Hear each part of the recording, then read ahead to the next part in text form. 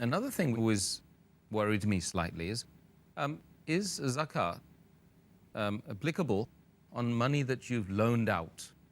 As far as money that is lent, anything lent, whether it is gold that is given on loan, or silver, or money, or currency, the person who owns that, he has to pay zakat on it. Though I know that the one you have lent to, but natural, without any riba, without interest, that's haram in Islam. If you have lent to someone, then the person who owns it has to pay, and the person who uses it, he doesn't have to pay. And you have to calculate it. For example, if you have given for a business deal, saying that we share the profit, then it is your money, yet you have to pay the zakat. There are two types of loan that are given. One is secured loan and the other is unsecured loan. If you give to one of your friends or your relatives a loan without any riba, interest, just for the sake of Allah subhanahu wa ta'ala, if it is a secured loan, knowing the person is rich and return it to you, you have to pay zakat every year.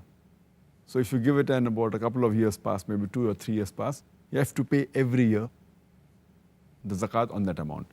If you have lent 100,000 rupees, $100,000, then you have to pay 2,500 rupees or $2,500 every year on the money you have lent every year.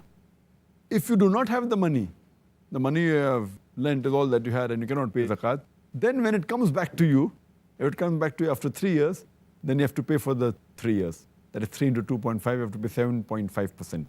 That's $7,500 or 7,500 rupees.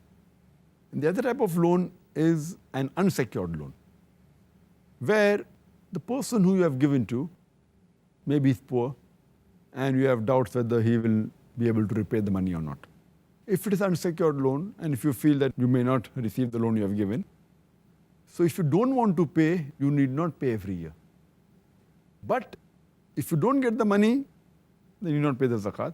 But if you get the money maybe after 5 years, then you have to pay for all the years that you had lent. So if you have paid for 5 years, 5 into 2.5, that becomes 12.5%.